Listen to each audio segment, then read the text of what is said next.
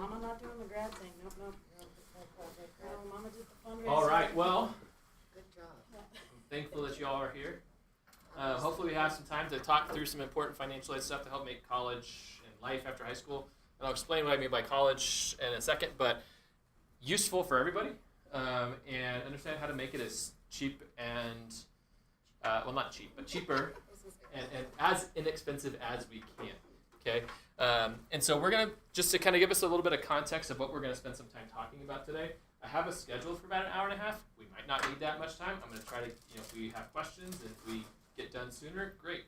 But that's kind of what I've allotted for our evening. Sometimes there's a lot of questions related to financial aid, related to some of the process.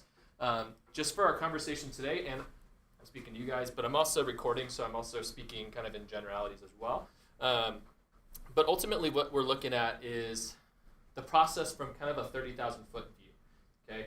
And what I mean by that is that every family is going to have slightly different steps or processes that might need to happen, depending on your own family dynamics, depending on your family circumstances, your family financials, whether if you have a business or not a business, like if you're divorced or separated or married, like all those types of things impact some of the steps along the way, as well as some of the results as that process is completed. So when we look at financial aid, we just need to know that everyone's going to be slightly different.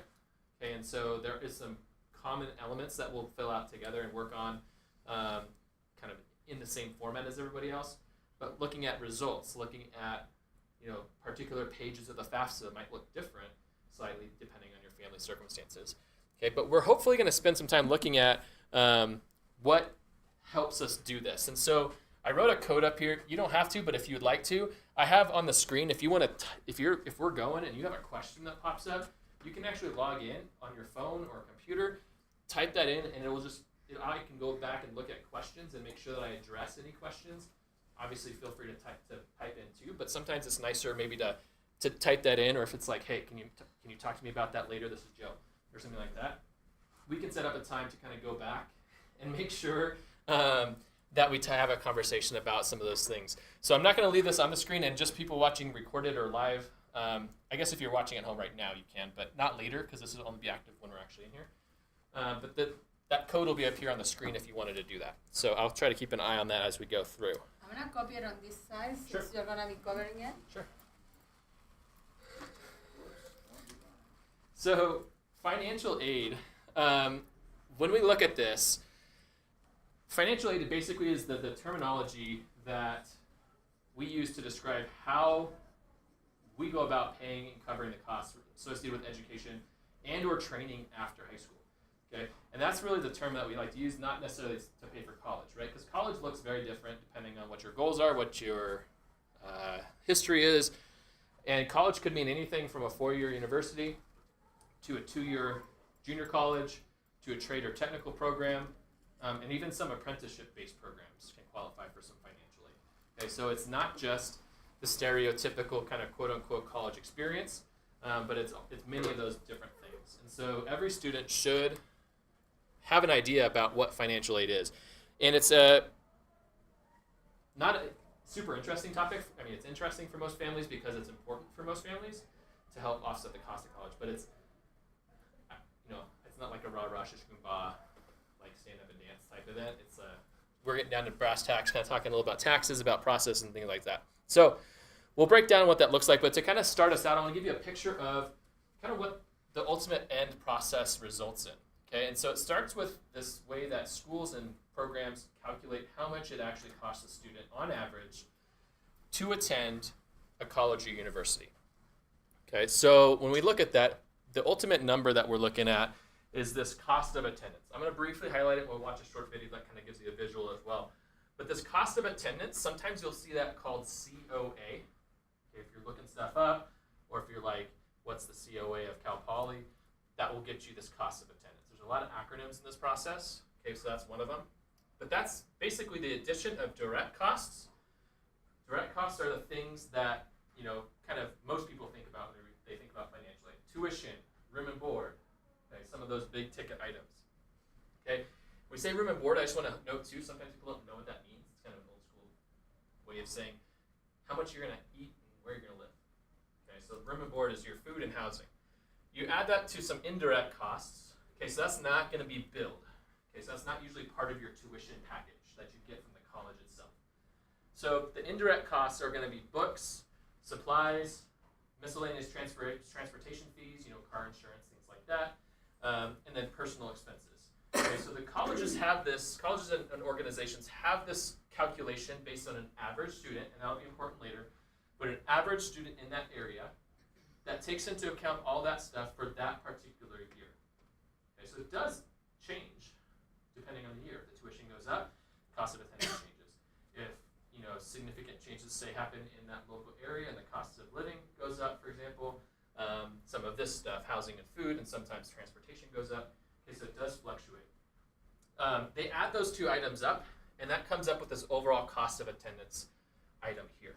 So what they do is they take this cost of attendance, okay, and then their job is to then figure out how much financial need your family or your student has. Okay, that's really, colleges provide this, okay.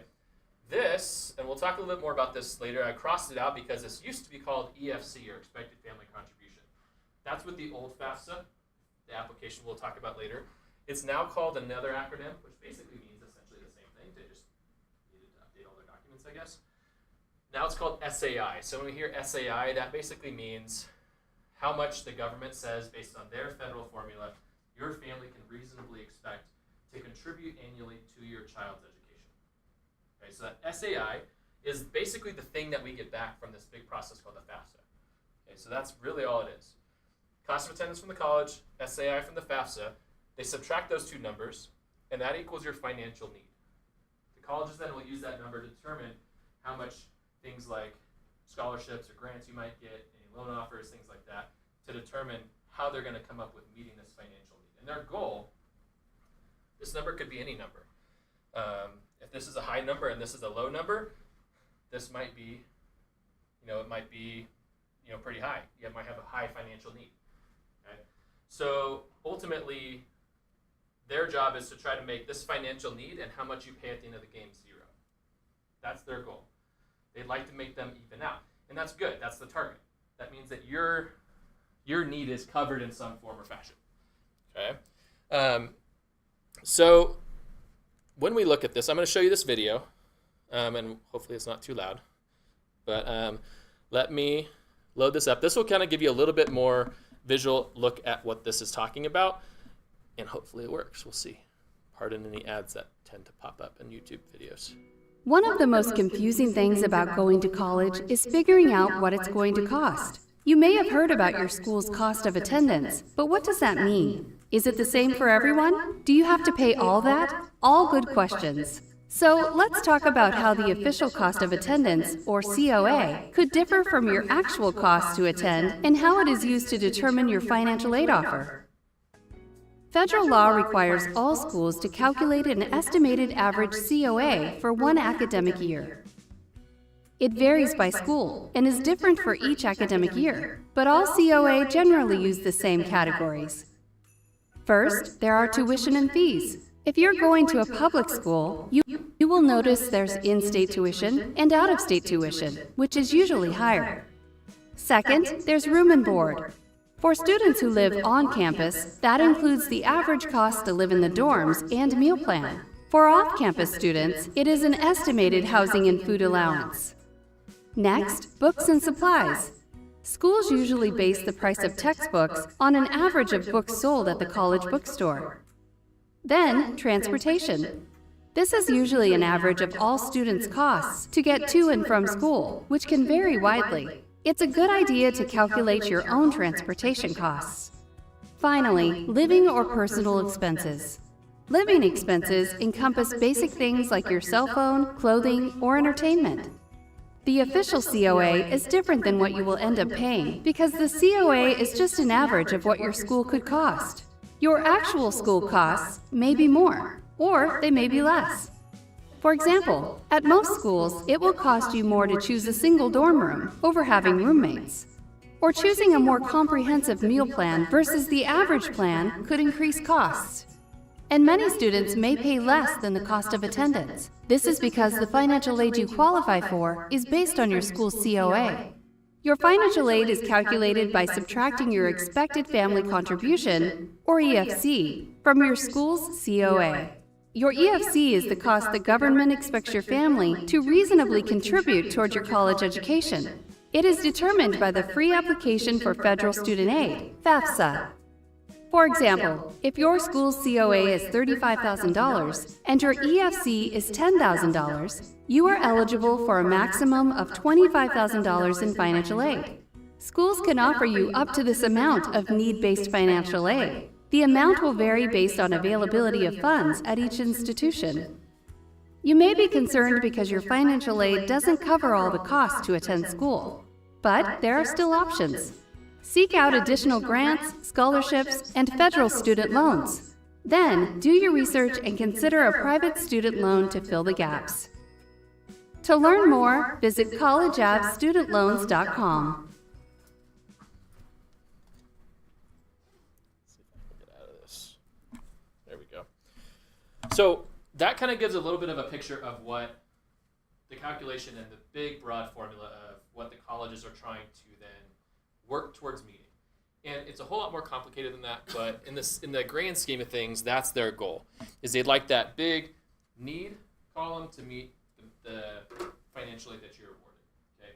And I want to be clear too, there's different types of financial aid and there's different, I guess, brackets of financial aid that are beneficial. Okay, so there's two types, and really most financial aid falls in one of these two areas. Okay? There's one category that's not necessarily this, and sometimes they're a little bit of both. Okay? Sometimes they might have a need element and a merit element associated with it. Okay? But scholarships and grants, those are free. Okay? Those are awards that you do not have to pay back. Okay?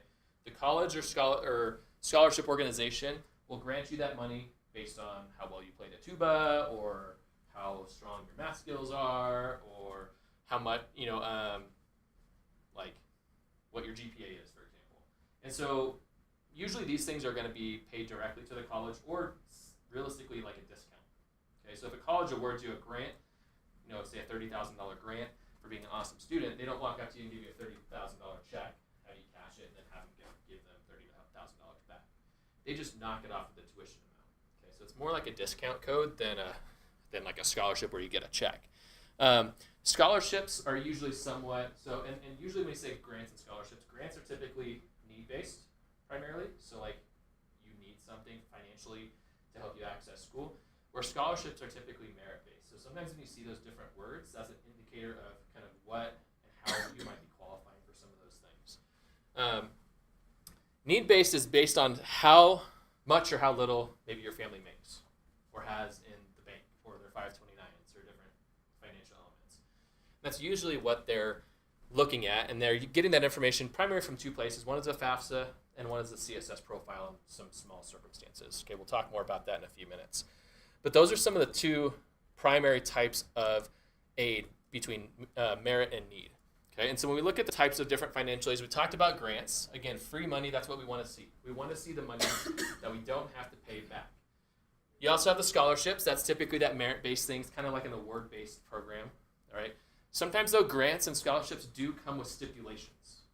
Okay, so sometimes that's a really important thing to be aware of. It might not just, it's free money, you don't have to give it back, but it might not be awarded to you if you do not continue to do what it asks you to do. Say, for example, they might have you say, you're receiving this grant, but you need to maintain a 2.5 GPA or higher, okay, to get it every semester, every year subsequently. Scholarships, which we'll talk about too tonight, is many of our local scholarships have students have to do two things often.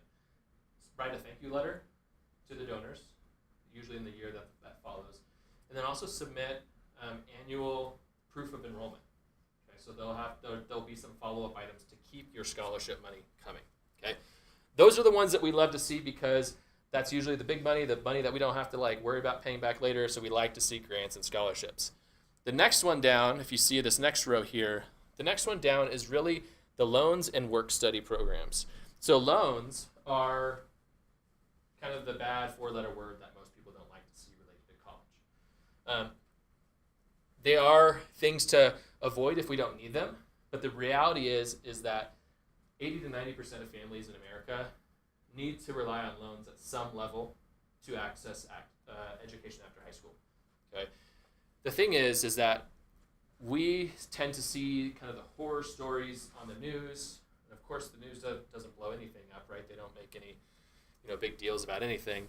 But there are some horror stories that we see, $200,000 to get your undergraduate degree in history or something like that. Like, those are probably just unwise investors. They maybe made some bad decisions financially. Okay, but the reality is we tend to not have that big a deal like going and taking a loan out to buy a car. We need loans to buy a house usually. But for some reason, this idea behind loans related to the one thing that people can't take away from you. Okay, you get a degree, you get the knowledge. They can't come foreclose that. They can't come take that away if you stop making payments, right? So it's something that's probably one of the most solid investments related to loans compared to other things that we oftentimes, we take a loan out on our phone a good amount of times, right? So like we make a payment plan, it might be a 0% interest, but it's still a loan. Though we'll talk a little bit more about loans as well, but work study is also another thing that kind of like is kind of a little bit, it doesn't really fit either of those things. And what that is it's really a job that the school itself offers to students. So you might see that in the financial aid award letter. And when you actually fill out the FAFSA, usually it's going to ask you, I haven't seen for this upcoming change year, but usually they will ask you, do you want to be considered for work study? I would always answer yes. Okay. The main reason is work study is kind of like, it's a really cush job on campus usually. You like sit in your dorm room and like answer the phone or take some mail and like do your homework. It's almost like being a TA and getting paid for it. And the nice thing is if you need to work in high school or in college, that's fine and well, but sometimes it's hard to do that because the job doesn't necessarily have flexibility around your school schedule. If you have a work study program, that work study money tends to go to offsetting your tuition or your room and board, the fees, usually those direct costs. But you're able to work around your school schedule. Okay, you might have a 2-hour shift at the dorm front desk between your psychology class and your English class or something. Okay, and maybe another hour shift afterwards or something like that, where it's not this like 8-hour shift at the restaurant. All right, so it's a nice thing. So those are kind of the 4 key areas. When we look at how financial aid award letters are packaged, you usually see a combination of all of that. Okay, we access those through one main application, which is the FAFSA. You'll hear that acronym a lot. It's an acronym that stands for Free Application for Federal Student Aid.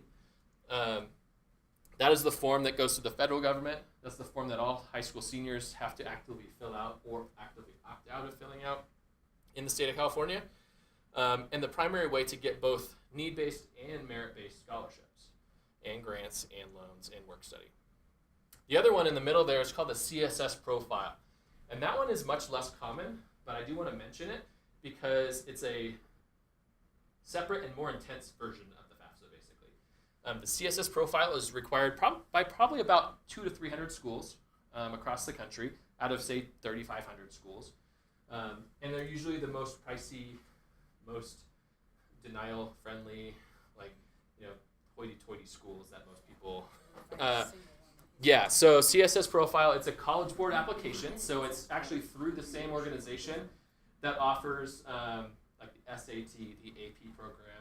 They also run this program. And so the comparison I usually make between the FAFSA and the CSS profile is the FAFSA is kind of like your realtor or your the person selling a home, and they're going out and they're looking at the market, they're kind of checking out the outside, look at the curb appeal, things like that, taking some nice pictures and be like, I think I could sell for this much. The CSS profile is your home inspector.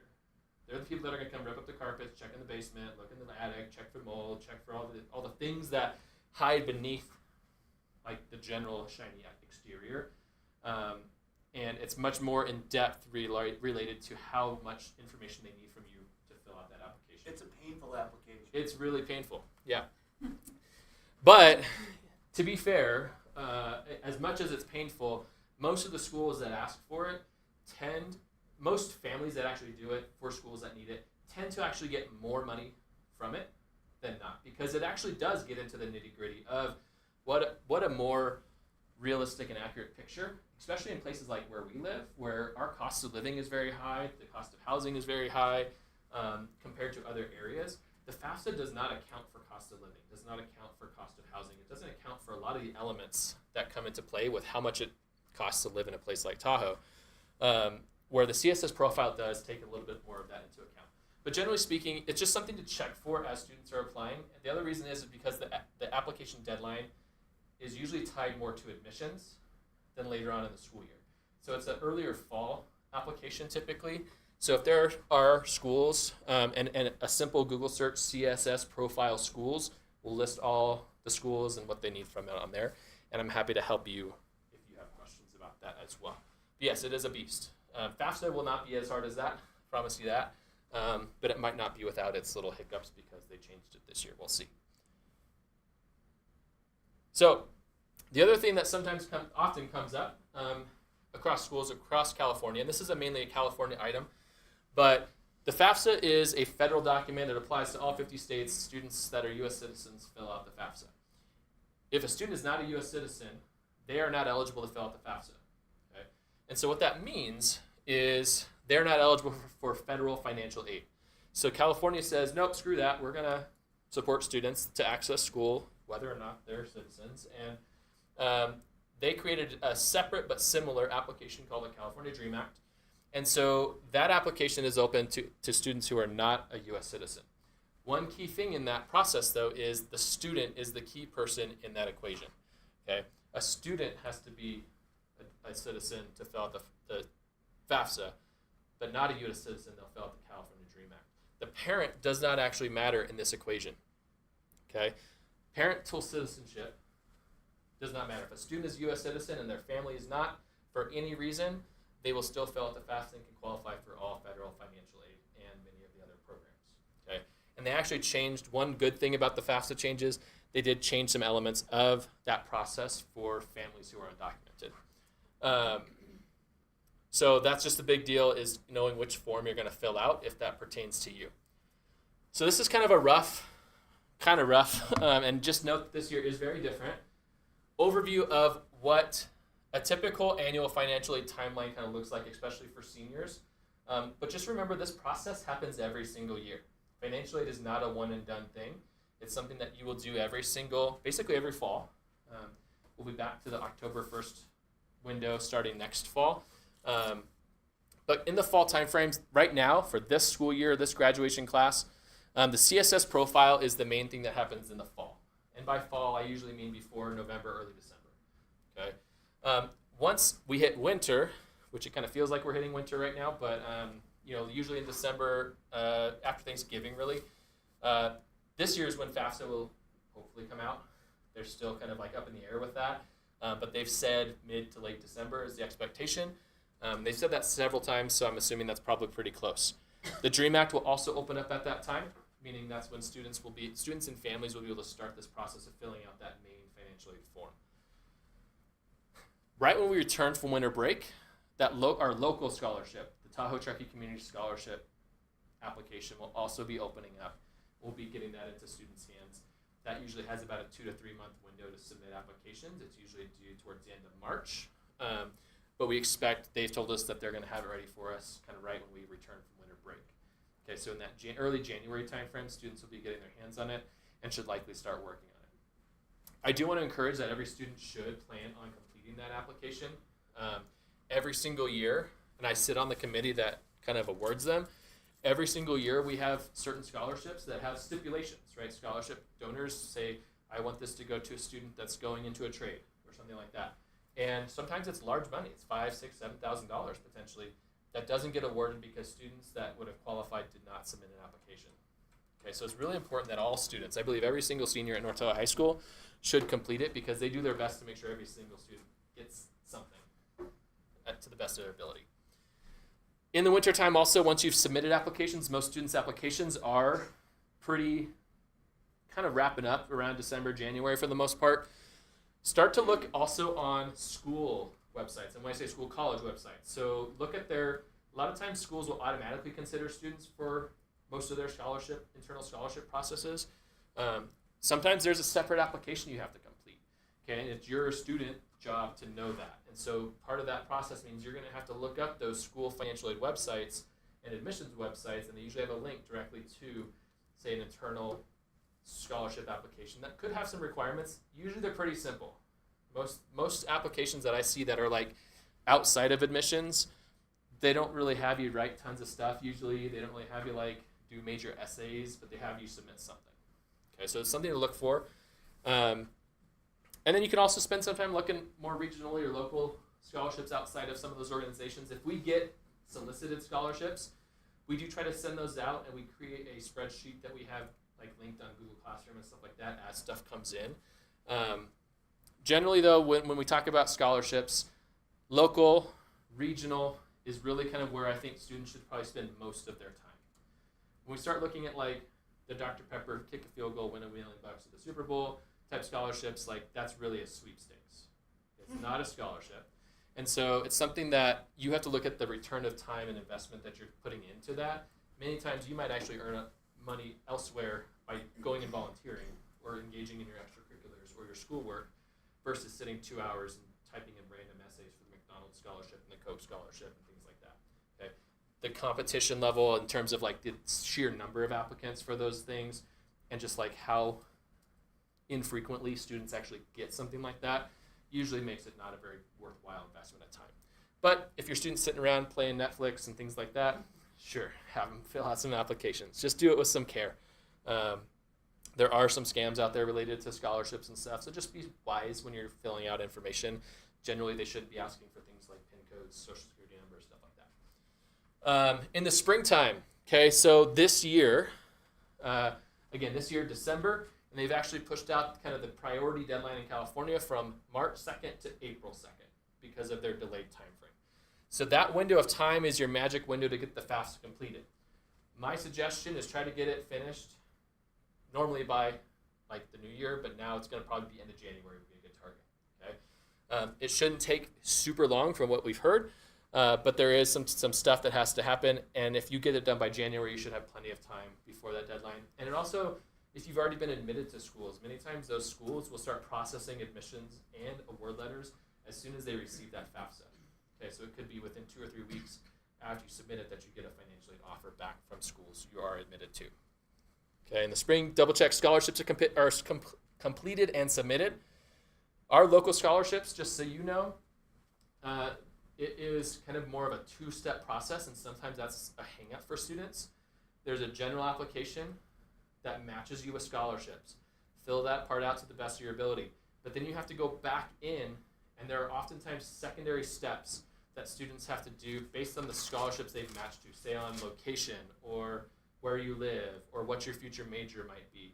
They might match you with a scholarship that says, hey, guess what? We actually need a letter of recommendation from you. Okay. Sometimes students don't go back and check that, and that process is not then complete. Okay, so you're not eligible for that scholarship application or particular award. Okay. Other stuff is not as important. We'll get to that. The final deadline for any late submission FAFSA. So if you're like, didn't come to this meeting, didn't watch the meeting, you submitted your FAFSA on like June. Okay, the FAFSA is technically open until June 30th. Okay, so if a student misses like and say in the future, maybe you didn't submit it by the March 2nd deadline, you can still submit a FAFSA until June 30th. The problem is you might not qualify for a couple awards like our Cal Grant program in California and stuff like that. Okay, and then also know about any scholarship process. I would encourage if students receive scholarships towards the end of the year, make sure that you keep in mind and put on your calendar follow-up requirements related to that so you don't miss out on future money because you forgot to send them your proof of enrollment or things like that. So again, April 2nd, that's that magic thing. The other thing that's related to that, so I mentioned Cal Grant, that's a big money. We'll talk more briefly about that. But it also applies at the community college level. Okay, that is the magic date because community college programs actually have something called the Promise program at most campuses. And that's a program where the community college will waive all tuition fees. Okay, so that's where they'll say like 2 years free. That means your cost of education is free. The cost of education at a junior college is about $3,000 a year, which is not insignificant money. But you know, when you say college is free, like most people think like, oh, $30,000 for free, that's awesome. But it's not something to ignore. But this is an important date related to that. It does not cover things like living expenses. So that's where most of the costs related to community college actually comes into play. Like I said, 30th of June is actually the date, and it's annual, so you won't have access to financial financially aid if you don't make that deadline for the upcoming school year. Then you can follow up and submit that after that. So this is the magic question that I often get from most families, many families in Tahoe. Is the FAFSA worth it if I won't get need-based aid? And many families simply just don't do it. Okay? There's a couple things related to this. Number one is California actually is starting last year. They passed a law that said all high school students who graduate from a California public high school must complete a FAFSA application. They did that primarily because they noticed this same problem. Families didn't think that they would receive need-based aid, and the very fact of the matter is, you very well might not. Okay, but the thing that they miss out on is things like the Cal Grant, things like merit-based aid that requires the FAFSA. Okay, and students that don't have this number tend to miss out on free funding from some source or future funding if things changed in your life. Okay, so there is that piece. Like I said, there's an opt-out process, but it's an active opt-out process. So the expectation is that every single student does complete the FAFSA or the California DREAM Act. But like I said, scholarship programs, our local community scholarship program needs that SAI number that they get from the FAFSA. Okay, so that has to be in there to be submitted. So it's something that's an important application. And here's an example. I'm not going to go into too much detail about this, but I'll briefly kind of mention it. But it kind of just gives a visual of how sometimes it's not so much like they're like, oh, I'm not going to qualify for a Pell Grant, okay, which is kind of like on the lower end of this EFC. Is if it's lower, typically that means they have a higher amount of need. Okay, so students that have a higher amount of need will qualify for more programs because they need more.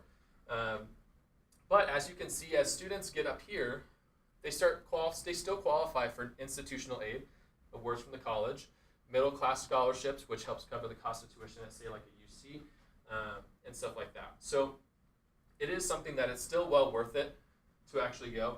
When you have a higher income at a junior college, it's sometimes not as fruitful, but again, the costs are relatively lower compared to most four-year universities. Okay, so even if you have a high income, there are still reasons and plenty of reasons to fill out both the FAFSA and the scholarship programs. So I said the four-letter word, loans, is a big deal in education and post-high school planning.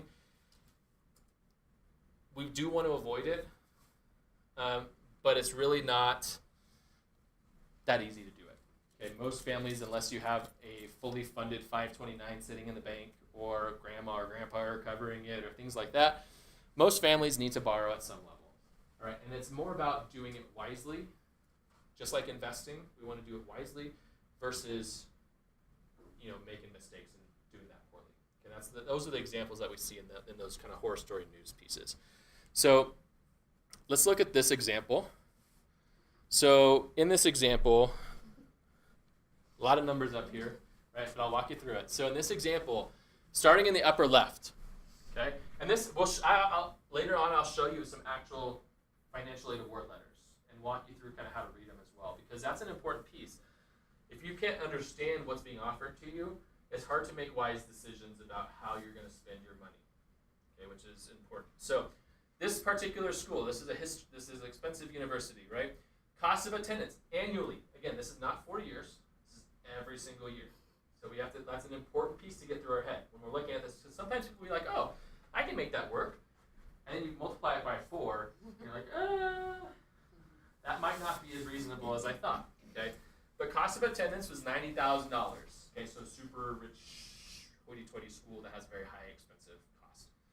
That student aid index, or $10,000, that is an example of what that college, basically that's your base cost, okay? So when you see that SAI, that's the amount that college basically will expect you to pay, okay, based on that formula. So we take that, so that means that you're automatically in $10,000, so that your need is $80,000. That's how much the college is going to try to match with their awards. So say you get a financial aid offer with the University of Grant. Again, green, we want that. Grants are good. Okay, $20,000 discount, all right? Then you get a loan offer of $20,000, and that puts you at a $40,000 difference, right? We call that a gap. That means their financial aid offer and what's left didn't meet up. The goal, again, this would be 0. This meets this, okay? In this circumstance, it didn't. Okay, so they have this gap. And so what they said was, you know what, I'm going to go out to Chase Bank, or I'm going to go out to this place and get an annual $40,000 loan to help me go to this really expensive school that I think is really important for me. All right. Then they do that 4 times or more. 4 times, that degree costs $280,000 plus interest. That is an example of horrible investing decisions. Okay. This student probably was looking at a school that was well outside their financial range. Maybe they got in. This might be their number 1 school. And that's the hardest part, because we get this part later on. Going to college is a 2-step process primarily, 3 steps technically. Applying, making decisions about where you get in their financial prospects, and then committing. This middle process is actually the hardest part, because you might actually get in and it's like, oh, this is my number 1 dream school. You're all celebrating, maybe you got the sweatshirt, and you get the financial aid award letter back, and it's like a knife in the back. Because they just like, they led you on, and be like, oh yeah, by the way, it's an extra $40,000 a year out of your pocket somewhere to make it here. And sometimes maybe you get a scholarship that covers it. Okay, so there might be some other avenues to consider for this student, but generally speaking, that's a pretty large gap to overcome. So there are a couple key loan terms that we want to be aware of when we're going through this process, because like I said, loans are typically required for many families at some level. But there are 2 main types. So there's an unsubsidized and a subsidized. Subsidized is the one we like to see before we would want to take that out before we hit an unsubsidized loan. What that means is this loan has the interest paid by the government while you're in school at least half time or more. And that can continue until you're in graduate school as well. Okay? So this is the one, if you take out a $5,000 loan in that subsidized category, when you graduate, that loan will still be $5,000. Okay? Which is good. It actually also helps build credit, believe it or not, when they're paying that interest. My wife had a subsidized loan. She graduated with great credit because they were reliable, and the government paid it, so it was good. Unsubsidized means that if you take out a $5,000 loan, that interest starts accruing or growing that day you take it out. So it's not going to be $5,000 when you leave school. Sometimes what a good suggestion is financially for students who are, say, working in the summertime or stuff like that, they need to take out a loan. One of the pieces of advice that I've given and heard and actually used myself is pay that interest off as you go through school. Because what happens is that also starts to balloon. Okay, if you're having an earned interest while you're in school and then you start making payments, it's still earning interest, okay, over that life of that loan. But if you pay off that loan in small amounts while you're in school, it reduces that compounding impact. Okay, and it's usually pretty accessible for most people who are working as a student. It might be $60 a month or something, or $200 a year or something like that to pay that off.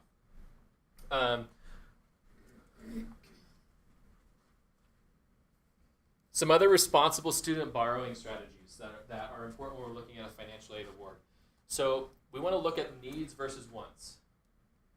Okay? That example a couple slides ago of the student with almost a $300,000 degree, they were probably looking at a want. They were not considering the need and the long-term impact of that want. Right? It's kind of like going out and buying a Ferrari and then figuring out how you're going to pay for it. Right? That's, someone could sell you that, and same thing with the housing crisis with the loans.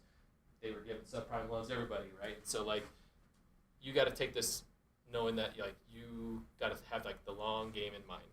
Okay. Consider other alternatives too. The other sad truth about this process is sometimes you have to sometimes it's not even about the 10 schools you apply to. Sometimes it's the reality is for our family or myself in this circumstance is this initial plan that I had for myself to go to a 4-year university financially just does not pan out. I need to look at a different way to get there that might be cheaper. And that could be going through a community college pathway potentially, reducing costs in that direction. Okay, so sometimes that's the hard truth sometimes about college applications is sometimes the dollars and cents don't equal out. Okay, or know what you're getting into if you decide to make it equal out. The other thing too is looking at an investment. Like I said, this is the one thing that's when you declare bankruptcy, student loans are one of the few things that they can't wipe away. Why is that? Because you have the information. you've already bought it, right? It's already in there. They can't remove, like they can take your house, a physical thing, they can take your car, they can take all the stuff that you bought, or your money, garnish your wages and things like that, but they can't remove that knowledge that you bought, okay? And so that's one of the biggest things is like, this is truly an investment. And if you've changed the mindset related to like borrowing and financial aid from like, this is like a huge burden to this is me investing in the next 4 to 5 years of my life, that's going to increase my earning potential, life satisfaction hopefully, and access to jobs that I'm interested in. It really shifts the perspective of like, okay, so, you know, we can imagine like investing in the stock market or in 529s or in different things in our life, maybe investing in real estate, but it's sometimes like investing in our brain and ourselves. It's like, oh my gosh, like why would I take a $5,000 loan out to go to school? It's like, well, because you're going to make a lot more money in return from that. Okay, so it's truly an investment, not a debt. Look at your potential returns.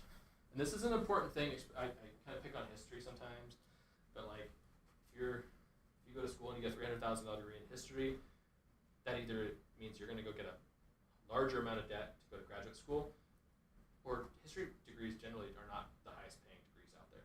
Okay, so knowing also like, you know, if you are studying pre-med and like you're going to medical school, that's very expensive. But usually the return is much higher as well. If you're a doctor, usually the income related to that career field and that high level of debt you're incurring is commensurate with that. So if you're taking on a high load of debt, look at what the potential earning possibilities are for that career that you're about to enter.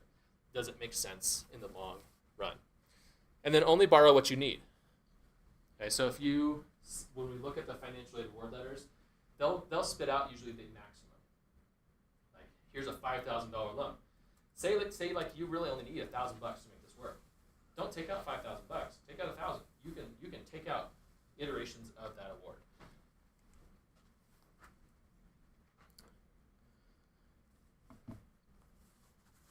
So beyond the FAFSA, there are other opportunities. Okay, so I already talked about work study. We talked about scholarships and grants. But there's another area, and you might actually see it in some of your award letters, called a Parent Plus loan. That's as scary as it sounds. The Parent Plus loan is essentially a loan that is offered to families, but it's actually in the parent's name, not the student's, because everything so far has been in the student's name. If they borrow money, it's in the student's name, and they have to pay it back. Sometimes they get packaged with a Parent Plus loan. They usually use this to solve large gap situations like we saw. Okay, they might package in that last example, say another $10,000 Parent Plus loan. What that means is like you parent are also investing in your child's education more than you already have.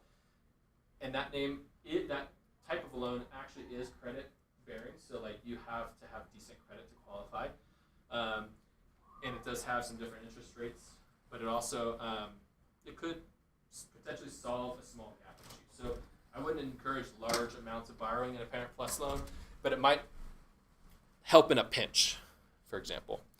The other one, it would be private loans. That's going to be like example, like Wells Fargo, things like that. That would be the absolute last choice in my book.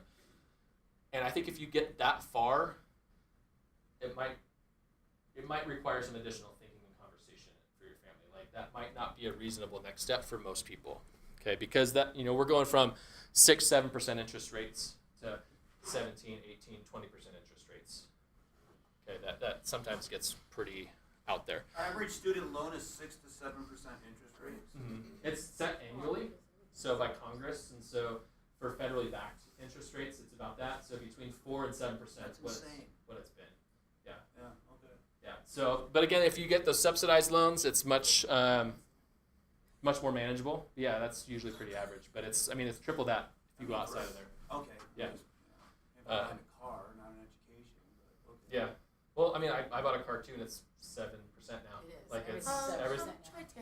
yeah, it depends on your credit and stuff like that too. Like student loans do not have credit bearing, so like that's the rate. So like students generally don't come with credit, so they don't get a higher or lower one really.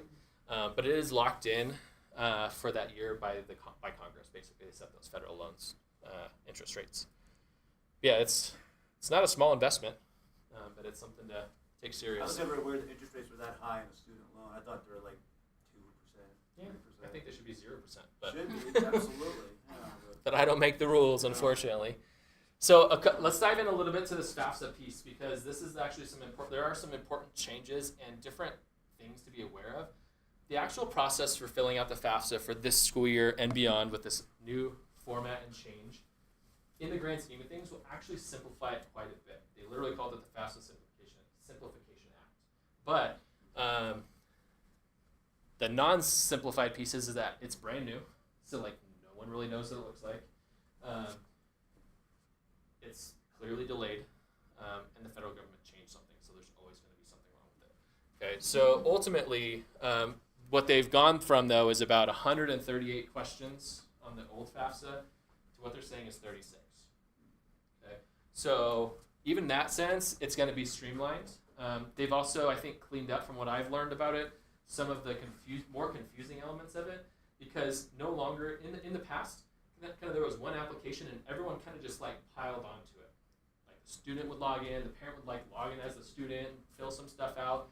And in this, everyone's going to be having their own little like portal. So the student will be the main owner of the FAFSA. They will start the financial aid application. They will fill out their components as a student, all right? And then they will actually invite what they now call contributors. Okay, and contributors could be, most of the time it's the parents or guardians, right? And so they will invite them, and then you'll create what's called an FSAID, which you can actually create now. But you will log in, and that actually will then link to the IRS directly, pull all the correct financial information from the IRS, from the correct tax return information, and there really shouldn't be much and or any like typing in of financial details, okay, which is usually the most confusing piece. Do I have the right documents? Am I looking at the right line? Am I adding it up correctly? It should be all there. The other thing that it does is there is something called verification that goes through the financial aid process, because this is all self-reported. In the past, you're typing stuff in. They should streamline that process too, because when it's pulled from the IRS, it's verified. So it's kind of like an audit. Okay, so they are getting the information from the source, and so they will not typically rely much on the verification process, which is a celebration for later on in the college process, because if you get selected for verification, it's like IRS showing up and saying, hey, we're auditing you. They do the same thing for financial aid. So hopefully we can avoid some of that as well.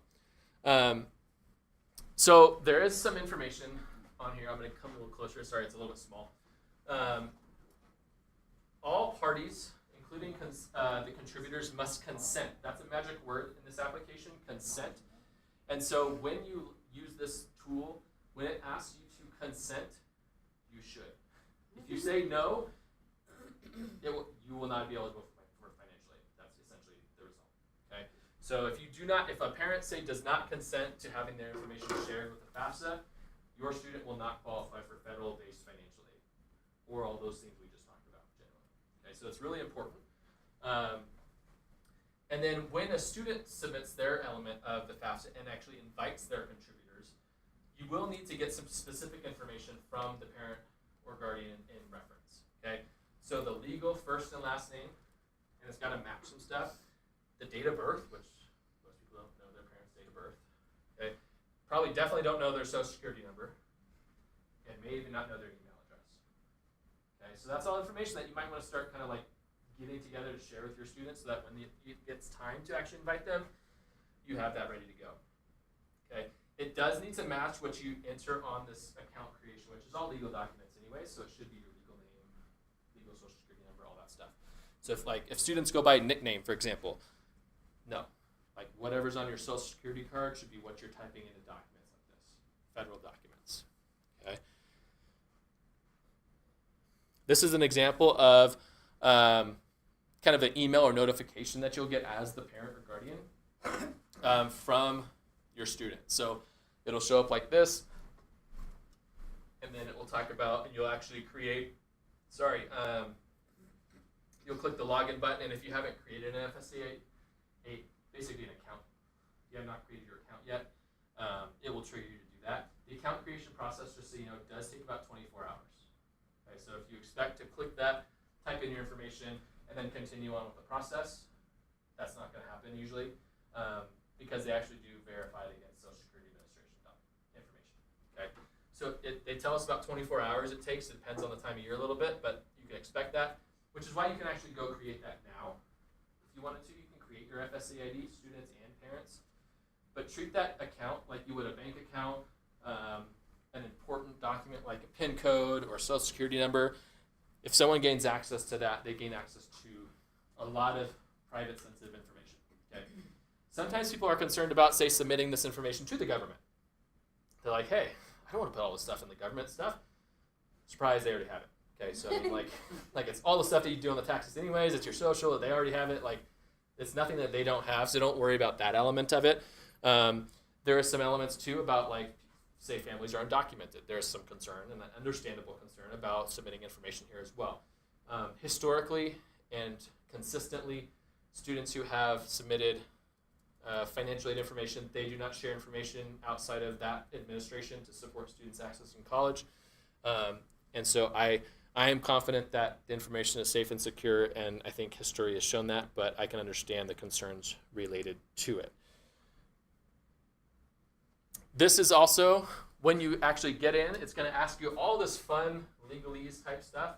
Okay, this is the, again, important word, consent. If you come down here and you say decline, no financial aid. Okay, I do believe you can go back and change that answer after, but you'd have to go through that login process. And so, like, if you have questions, they have a lot of stuff here as well. I find that actually the FAFSA process, in terms of like answering questions and helping and kind of understanding the form itself, they actually have really good support. They actually have really helpful like tools and FAQs that are tied to each of the questions if you get stuck. And anytime that I have a student comes in, and you can always ask me as well, but I find their chat help. I don't know, maybe I'm just like on the early edge of the millennial, so calling the phone and talking to someone is kind of like something that we don't do. But the chat help I find actually is very helpful. Quick, easy, I can do it in the middle of my meetings or whatever, and like get a question answered really easily. Okay, so that approval piece is pretty important. So contributors. This is also kind of tricky too, because sometimes there's blended families, there are separated families, married families, remarried families, all kinds of circumstances like that. And there are some changes related to what has historically been done in circumstances like that. Historically, so no longer, but historically, the FAFSA has gone based on who you spent the most amount of time with. Okay, so like who had the greater amount of custody, basically, in a circumstance where like there was like a divorce. Okay, so if it was 49-51, the person who had 51, doesn't matter if they made tons more money or less money, that's the financial information you use. Circumstances where it's 50-50 historically, you would pick. In this circumstance and going forward, that's no longer the case. It is the family member who provides the most amount of financial support. Okay, in the last 12 months. Okay, and it does have to be legal. All these things have to be legal. Legal separation, legal divorce, legal remarriage, all that stuff. So in the past, it's kind of been a little bit more loosey-goosey, but this is really, they've tightened that ship a little bit. Okay. So let's see. Parent was never married or divorced, separated, and a qualifying widower. One parent, information, they would complete that, and that's it. This family, parents are married, filed taxes jointly. They will provide both of their financial information, so they would both log in and do the consent piece, and then they would complete the FAFSA. Okay, the parents are married but filed taxes as married, filing separate or single and head of household. One parent, whoever's completing the largest amount, would file there. Okay, so it's a little bit trickier, but generally speaking, most of the time it's pretty straightforward if you read the information, or if you have questions, I can help decipher a little bit. But biggest change would be that it's the largest contributor, not who you're spending the most amount of time on. Where historically, like I said, it's usually been about 50-50 most custody circumstances, and so the secret was you just pick the parent that made the least amount of money. Okay, but they kind of dialed back on that. So let's take a look at two potential offers. Okay, so this is kind of what happens at the end of the game. Okay, so the end of the actual process. Usually, you don't actually get this in the mail anymore. Typically, it's usually on a website or a portal, but it kind of looks like this. Okay, so we'll actually take a look at both of these a little bit bigger. So this is one example, okay, and you'll see probably some common things that we already talked about. The cost of attendance, again, average. What are some ways that you think might be beneficial to maybe reduce the cost of attendance? after your first year. Potentially. So living off campus, maybe it's a cheaper area to live. Sometimes it backfires. Maybe it's more expensive, right? So depending on where you live. Some other things would be like maybe you don't bring a car. Okay, cars tend to cost a lot of money. Okay, you probably still have to keep it and insure it and stuff like that, but you're not paying necessarily gas. Usually parking on most campuses is fairly expensive to have a parking pass. Usually it's kind of tempting to just like drive home anytime you want, which nowadays with $7 gas and stuff, it gets pretty expensive pretty quick. A big one would be, like they mentioned in the video, how your living situation is. Okay, so if you're like, oh my gosh, this cost of attendance, this gap is still so big, you can also reduce the overall cost by, say, tripling up or quadding up in a room instead of having a double or a single. Okay, and that will reduce the cost somewhat dramatically. And then also reducing, sometimes students tend to go like, they usually overestimate the amount of food they're actually going to eat. Unless you're like a football player or like you eat like 10 meals a day and like on like an 8,000 calorie daily intake, most students actually don't eat as much as they think. So reducing sometimes that meal plan can shave even a couple $1,000s off the overall cost of attendance at times. Yeah, books and supplies is a pretty easy one too. Books is a new shocker for most people. They're not free anymore, but there are ways to reduce costs, like don't buy a new one. Go buy a used one. Look on Amazon, talk to your classmates. Sometimes they have like little like book swaps and things like that. No such thing as digital. They are. You can rent textbooks, and you can do digital textbooks often as well. It kind of depends on the class and program, but usually digital is not that much cheaper than the actual printed one, believe it or not. Okay, and also like personal. So like again, these are all averages. So like maybe you don't need a new cell phone. Maybe you don't need a brand new computer when you go to college or things like that. All those things tend to add up.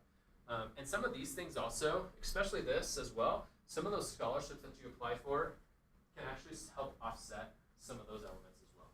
Okay, there might be like a $500 scholarship that you get. They're typically not writing that to the college. They'll write you a check for $500. It's your job to use it wisely towards college. You get the larger awards. You get a $30,000 scholarship or something like that. They are not typically writing a $30,000 check. They're going to say, okay, give me a proof of enrollment. We're going to cut a check directly to the financial office at that college. So that's the cost of attendance. And again, it will look different. I'll show you a second one in a second. But usually they break it down by term. Okay, so like fall and spring. Sometimes they'll give you a total, sometimes not. All right. So you can kind of see this one's $28,000 for the total academic year of direct costs and indirect costs. Down below they have an estimated. Okay, it's an estimated, but it's usually pretty close. Financial aid offer, so they have a grant and scholarship program. They tell you which ones. Okay, again broken down and totaled, and you can see the total amount that's free, your discount. All right, this one actually does a good job because it's dollaring and centing it up as you go down. Okay, so the estimated net cost after that is $17,000. Okay, then they say, here's your student loan offers. These loans, these direct student loans, that's like from the government or the school, they're capped as well, based on how much need you have as well as how much or what year you are in college. As you get a little bit older, the caps increase slightly. But that's also where this kind of challenge of finding out if there's a gap or not is hard, because even if schools could offer you more loans, they might not be able to because they're limited by the government. Okay, so there might be some limits there. And they do that with all good intentions. Okay, they realize people tend to take out loans if they're offered, don't really think about the repercussions of it. Okay, so this student's total cost of attendance minus grants, scholarships, and loans is $11,754. The one thing that I don't see, maybe I'm missing it on here, is it doesn't indicate what the student's EFC is. That SAI, that initial kind of lump sum that the government says you should pay. Okay, many times they'll show that, and that will play into that factor as well. This is another example, and they did us a favor and used round numbers. But again, estimated costs, direct costs, indirect costs, pretty straightforward. The financial aid being offered, fall, spring, and total, how they're being offered. So scholarships, free money, this is stuff you don't have to pay. And then down here we see loans being offered as well. This one actually is pretty clear. Some of them are pretty cryptic. I don't know if I found one that was pretty cryptic, but sometimes it's confusing. Like they use acronyms or like shortened versions of what it actually is, and it doesn't say like if it's free money or not free money. So when you're looking at these, it's good to keep them all in kind of one place and then kind of sit together once you have all those elements done. I don't encourage making a decision based on one award, like acceptance, and one award letter. Okay, like don't be like, oh yeah, we're going here. Wait until they're all here, get the full picture of the situation, and then make that decision and make that deposit. Oh, here's the bottom. So, total financial aid offers $24,000. They actually did it. Okay, so they actually did a pretty good job. If you accept all loans, this student has a $6,000 gap. Okay, so that's something to consider. $6,000, a student might be able to work in the summertime and get close to that, say at a restaurant or something like that. So it might be doable at that rate. Okay, if there was another zero in that equation, it might probably not be. Okay, so it's a little bit different. So again, we talked about local scholarships, and the only thing that I didn't mention was just how much money is in that for our students from their community. Okay, so I did look up, and I looked up how much just Northtown High School graduates got the last couple of years. Okay, $526,000 in 2021. $738,000 in 2022 and $622,000 in 2023. Like it's a significant amount of money for about 100 students, and not all those students actually applied to this program. So it's realistically more like 60 to 70 students. Who pulled out? Why did it go down? It depends. Sometimes awards are between multiple schools, for example. So like sometimes we got like $50,000 award or something like that. So it doesn't always go up every year? No. No, Okay. definitely not. Number of students varies too, you know. Yeah. So it does fluctuate. Like it's usually, I've seen as high as 850. Okay. Okay, so it's usually between 500 and 800, depending on the student, depending on the year, depending on the need as well. There was, I think in that year, there was a number of students that demonstrated really, really enticing applications and need, high levels of need, and there were some donors that really wanted to make that journey happen for them. So, I mean, How big is the graduating class? How many this students? year, 124. That divides up pretty good. Yeah. Yeah. Yeah. So like I said, if students submit an application, I can tell you from being in the committee, they work very, very, very hard to ensure if someone takes the time to submit the application, that they're going to get something. Okay. So it's well worth, even if it's $500 and it takes 2 hours to fill this thing out, you'd be rejoicing if you made $250 an hour. Right? Most people graduating college are not going to make $250 an hour. Right? So like it's well worth the time and energy to do it. And so it's really important. I'm going to take a little bit of time for some questions here in a second, but I just want to review and just kind of like get a couple of quick knowledge checks as we go through. So, in California this year, when is the priority deadline? April 2nd. Correct. You remember all this, right? Well, we can watch it again. Yeah. Olivia's just got to remember it all. All right. Which is better? Subsidized or unsubsidized? Yeah. Subsidized, right? Why is it better? Yep. There's no such thing as interest. It's just paid while you're in school, right? So I don't want to lead you astray. It will accrue interest, but only after you graduate. What are the two main types of financial aid? This might be a little trickier. Merit and need-based. Correct.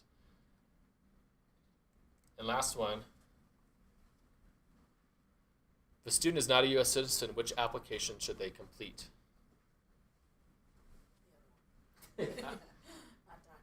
Yeah. The California Dream Act. Okay, or CADA. CADA, they call it different things, right? And so that's an important piece. So there is a resource folder. So if you want to take a picture of that or scan that and save that for later, I'll include a link to it when I send this information out as well. It has a lot more information. Like I said, tonight is really kind of like a big picture overview. Once we actually get our hands on the FAFSA, there will be some more resources that we can send out and guidance related to that. But I wanted to make sure people had the information about how financial aid works, how to interpret some of the information that will come back to people at the end of the game, and also how to do it a little bit smarter. Okay, so that's also on here. The other thing that's on here as well, this is on our website too. There's a lot of tools on here. This is actually a comparison tool that I put together. I actually sell this on the internet, and people pay me to use this, so you get it for free. Yeah. So it's a nice tool, and really realistic, what it does is, like I said, when you get all those, if you wait and kind of get to the end of the process, this lets you dollar and cents out what it looks like. And the nice thing is too, is it also multiplies it by 4. Okay, it gives you that full picture of like, what will my degree at this program cost me? Is your Scan Me Now on the website? This is it. The Scan Me Now, I think, is 2. Yeah, so the QR code with the link. Yeah. I think that's the same one I had on the I last don't screen. see the spreadsheet on You there. think? So the spreadsheet might be in this. Let me see what that folder. This one had the facts of this presentation. Okay, so those are a couple of resources. Right. The website, that link there. Oh, that's what I need. Yeah. So photo that one too. Yeah, take a picture. I'll send this out as well, but if you want to take a picture of this has a link. But it's on the counseling website. There's a college and career section. It's where, like our senior profile lives there. There's some other resources on there as well. But that one links there too. But this is super nice because you can plug in all the different stuff and compare college to college to college. See what the actual end game is. Okay? So, I'm sure there's probably a couple questions. What kind of questions do you have about kind of still like, this is a harder year because there's a lot more unknowns. There's a lot more things that are like, normally I'd be like, yes, that's the answer to that. Or yes, this is what you should do now. And realistically, this year it's kind of like, I know about probably 40% of what I expect to kind of know come January. I typed a question in the chat. Oh, perfect. I forgot to check. Wow, you are. Look at you go. 2022. So it's called prior year. So the question was, what tax form are they using? What tax year? So 2022. So they will use not the year that we're going to be completing come January, February, March this coming year, but 2022. Some people are like, yes. Other people are like, no. And that's again where family circumstances are going to change. However, just one thing to note related to that is 2023 will catch up. Okay. So like good or Look at you bad. next year, yeah. Yeah, it'll be the following year and stuff like that. So, and the other thing, so another common question is, what if my circumstances have changed? Maybe between 2022 when I filed taxes or FAFSA, filed the taxes, maybe I got divorced. Maybe I lost my job. Maybe my income has significantly changed. Those are hard questions to navigate. The thing that you're going to have to do is you can't change what 2022 looked like. So you're going to file 2022 like you put it in there. Okay. So if you were married in 2022, you're going to indicate that you're married in 2020 in the process. Okay. The thing that is different though is if there have been large changes in your circumstances, there is something called professional judgment, and that's what the financial aid office at the schools do. They're the only people that can make adjustments to the accurate filing information. So then once you submit the FAFSA accurately, you get your financial aid award letter, which will probably be wrong. You have to call that school and ask and talk to the financial aid department. They might ask for some supporting information. They might ask for more recent W-2s. They might ask for more recent tax estimates, proof of, I don't know what the right word is for like my divorce paperwork or things like that. Okay, to verify, basically confirm that change has happened.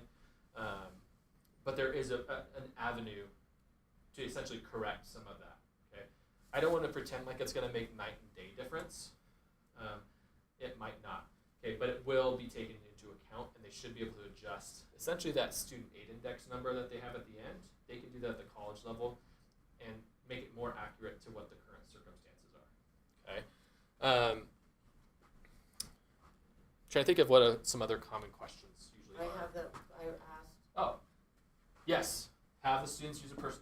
Was that your question? Yeah, that's a no good point. question, just No, information. yeah. Everything related to college should not be anything school. Okay, here. So no TTOSD emails, things like that.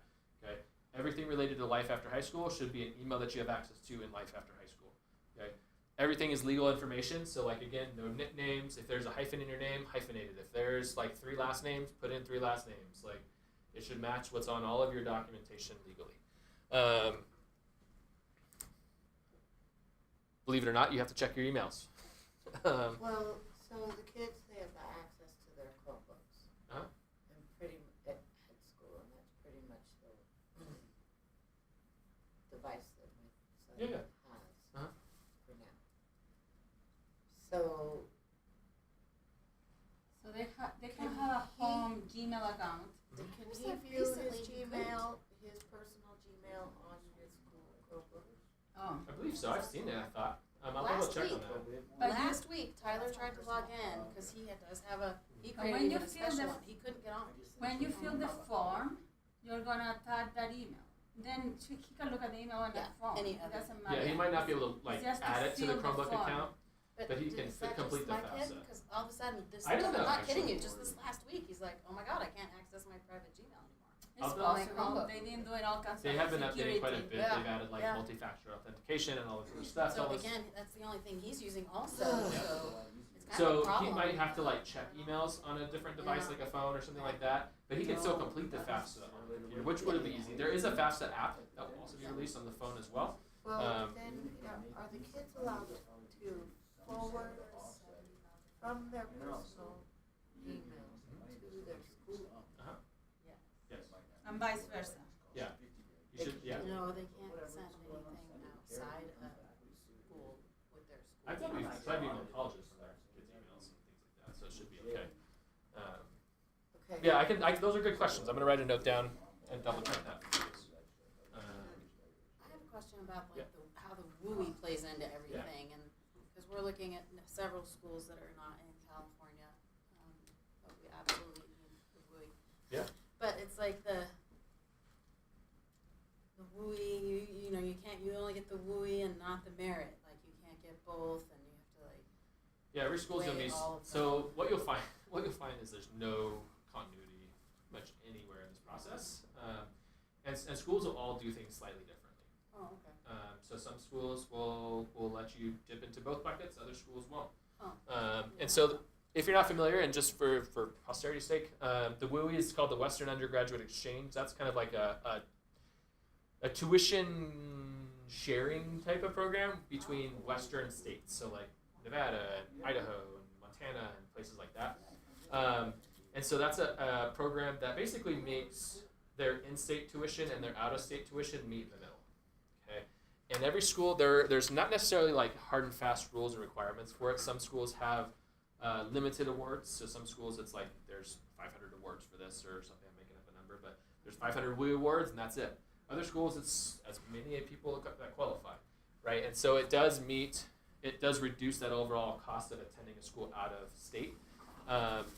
But they also might have stipulations like GPA requirements at that school. They might limit like, hey, if you qualify for this, we're not going to give you any merit-based scholarships. I think more commonly you'll see that at more public institutions than private institutions generally. But it can reduce the overall cost, considering that a lot of states, their tuition is relatively low compared to California. California, it might be $30,000 to go to UC sticker price. It might be $12,000 to go to Montana State. And so even 50% of out of state is maybe on par. For out of state. On par or close to, not that much different than say the sticker price of like an in-state tuition. You might be sacrificed. So like when you go out of state, we talked about briefly the Cal Grant. That's about $12,000 tuition discount at a UC level, and it's a little bit less at a CSU, a little bit less at a community college. But it's basically it's designed to cover portions of the tuition. You can't take that out of state. It's got to stay in state. So that's a big loss potentially if you leave California. That won't follow you. What's that? Oh, I was asking Olivia, because we're doing one school with the CSS application. And your equation you had where it's like, yeah, it's an expensive school, but maybe they will give some, so. Yeah, and sometimes. But the thing with that application too, I like what you're saying about the FAFSA is they autofill for you. Mm-hmm. Like this one is like fill in all these dollar amounts, and it's like all the way down to like, what was your health expenses last year? And I'm like, I don't know. Yeah. I mean, I could go through all my months and add it up, I guess, and Yeah. you get one of these numbers wrong, Ripping up the carpet. Yeah. Looking for the termites. Yeah. So yeah, there should be very little, if any, filling of that information It's- out that on one the seems- FAFSA. Yeah, it'll be simple. Quite a bit easier. They say it Yeah. should take you less than an hour total Oh. to do the FAFSA. And you're laughing because you did the Yeah. old FAFSA. This is a new one. This is too, the new so one. It's gonna be, Okay, so again, 138. nothing's gonna work. last year. Like, So, yeah, I know. How does the CSS work? Like, say you made an honest mistake, they come back with questions like, well, this doesn't make any sense. We dug into it. Give us the proper information. Where does it go from there? Yeah, you would probably they would say like, hey, it looks like this isn't adding up somewhere. Where we had information come through, say from your FAFSA information, then it looked like the income that was reported here is different than here, for example. Excuse me. They would probably just ask that exact question.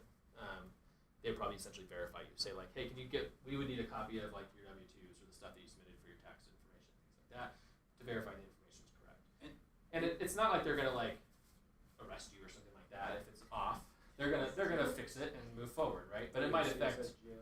Yeah. So the colleges always ask on these forms like your retirement accounts. Like, do they actually expect you to use retirement money to pay for college? CSS profile, yes. FAFSA has a lot more protected assets. Okay, because CSS asked that question and I read it and I'm like, nothing is protected with the CSS. like who's going to draw out of everything is fair game. out of retirement programs and pay a 40% penalty to pay for college? Like, why do they even ask that question? Because there are people that do that, and it's those people making the bad decisions, making $30,000. But do they expect? Do they look at that income like this can go towards college? They can, yeah. They can. Yeah, Okay. so that's the difference: private school, public school, right? So like, most of the schools, almost I would say exclusively those schools on the CSS profile are private institutions. Okay, and so they're not bound by the limitations of the FAFSA and stuff like that. Those schools also require the FAFSA as well, typically. So like, you usually have to do both. Okay, but it's something that you just have to know that when they're looking at the CSS profile, at a school of that cost, so that $90,000 example, a school that costs that much, the FAFSA just does not give them the information they need to make $80,000 decisions per student per year, right? So realistically, they need to get that better picture of who can actually afford this, because believe it or not, they can't give everyone merit-based aid to cover most of their schooling. Like, someone's got to keep the lights on. They got to charge someone full price, right? But they're pretty good at figuring out who can do that. But it also, that's one reason why it's also due earlier in the school year, because that sometimes there are need-aware schools, meaning like they are aware of how much money people can contribute to education, and they make admissions decisions sometimes based on it.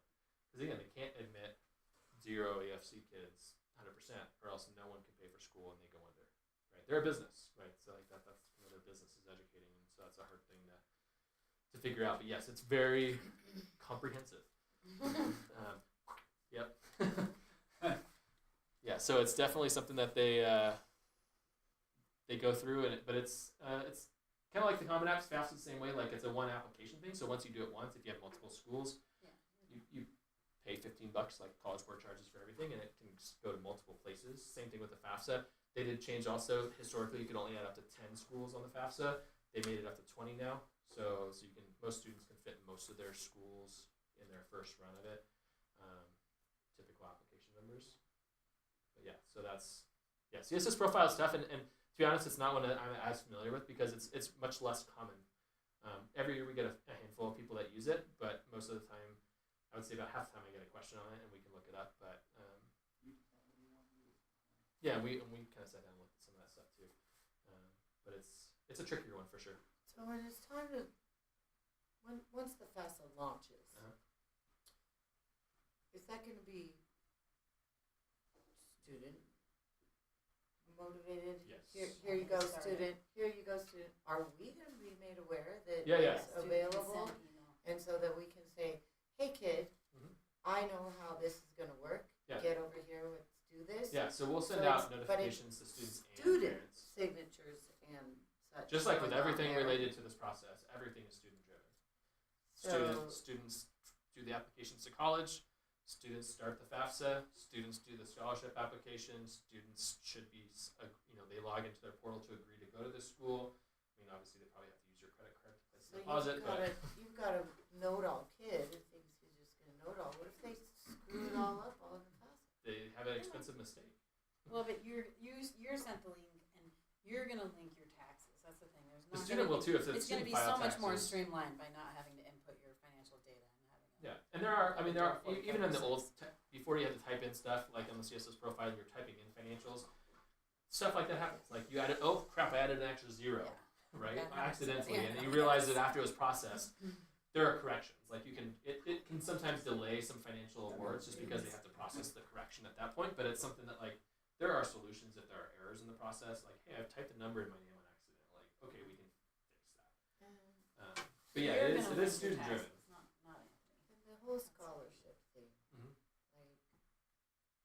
y'all just give them a big fat list and say, you should go for this, that, and the other thing? No, so that's the beauty of this application. Are So they needing to And go? the application tells are- them what they Yeah. apply for. You know, That's does cool. Anthony need to go specifically to Rotary and say, Nope. hey, what kind of money are you gonna give to Nope. ABCD student this year? nope. No, So it's so their application. that so Tells you. it's one centralized application. So the Tahoe Truckee Community Foundation kind of runs and Okay. organizes it along with the Tahoe Truckee Never community. heard of it. I'm sorry that Yeah. I don't know. They're a philanthropic organization in Truckee that organizes a lot of donor For all things, yes, not use all just- kinds of not stuff. just youth scholarships, but they have taken on kind of along with another group of people related to scholarships, they have kind of co-created this application and what used to be exactly what you talked about, where like kids were doing 20 applications for all these different scholarships, and it was like pulling out hair, right? Tons of different work, not very cohesive, very confusing. They took all that work and put it into one application. So students will complete one application for the 80 to 100 scholarships. So typically are scholarships awarded need-based or merit-based? A little of both. There are some solely need-based scholarships where it's like, how much money do you have or how much money do you not have? There are scholarships related to that. There are scholarships in this application that are strictly merit-based. What's that? Yeah, Does that's, your application go to every single one of the scholarships? If you apply. So again, so that's what I was saying. It's kind of got two parts, right? So for you, if you think of your Common App, right? So you have the general Common App, you're filling out information, then you add the schools and it adds a whole bunch of fun stuff to do afterwards, right? Similar in this sense, right? You're going to fill out a general application with kind of demographic information. It's going to ask you like, hey, did you play sports? It'll look at your address and like some of them are like geographically awarded. So like people who live in the North Hollow fire boundaries, something like that. And it will match you. It'll enter your GPA. It will enter like what are your plans after high school? Are you going to a four-year college, trade school, technical school, two-year college, things like that. Okay. Then after you submit that first part, it's going to match those elements up with the qualifications that those scholarships require of their applicants. So there will be some that you don't qualify for. And there's some that you don't. answer what school you're going to if you don't know. You do your what best. kind of aid. Like, I mean, if we apply to a state school, it's way out of our league. Yeah. So I mean, it's hard And because then- and they know and then that. we choose to go to a community college, Yeah. but on the application we're putting And state. well, there's usually some How place do where we- you say that is like, it'll ask you also to upload like acceptance notices or letters or things like that as well. So Or you really don't have an idea what's going on until when. yeah, no, that I mean June. we reverse that's financial aid in a nutshell. Like we reverse shop. Yeah. So like we kind of make our best guesses as we go through this process, which is why I say it's important to apply like diversely and broadly because like a state school and an out-of-state school, a private school that's very expensive could all look very different. Also for very different families, right? So like one family it could look like this, one family is very different, and so applying broadly it gives you like a look at the end of the game to have some options. If you apply to very very like specific bands of types of schools, like all CSUs, for example, no other schools out there, then your financial awards are probably going to be fairly similar across the board. There's not going to be a whole lot of variation. If you apply to some CSUs, UCs, you look at a junior college and out-of-state public institution, even a private school sometimes, you might get some very different results at the end of that process. But yes, you're not wrong. Like college process in terms of cost is like making your shopping list, going to the store, filling up your cart, having a certain amount of money in your wallet, coming up there and being like, all right, how much does this cost? And you might have to take stuff back, or you might just have to go put everything back and go to a I've different not store. had any anxiety lately. Yeah. So it's hard. Like, and that's been the case forever. I mean, that was the case when I went to college. I mean, obviously it was probably a little cheaper, but that's the hard part. It's really tough to kind of navigate that piece. There's a lot of unknowns. So, any other questions that I can answer right now for you? I'm happy to like have further conversations too if you have some maybe individual questions. I do like to note that I'm not a CPA. I can't really dive into like tax and where I move my money and things like that, and some of those more complicated like financial questions. More process, outcome, thinking about like application processes and things like that. That's really where I can help. Like, should I divest my mutual funds? Not the right person for that. But I'm happy to sit down also after this if you guys want. another time to kind of dive in if you have more details. But if there's anything else like you think we all could benefit from, that's a great thing. Anything else? I think that's it. Cool. All right, you guys are all Thank you. free. But yeah, I'll look forward if you guys have other questions, just let me know. And then as soon as we get information about the FAFSA, scholarship applications, things like that, we will be sending out notices both to students and families about information, as well as reminders as we kind of approach some of the deadlines as well. Okay? Thank you all for coming. I appreciate it. Thanks for your time.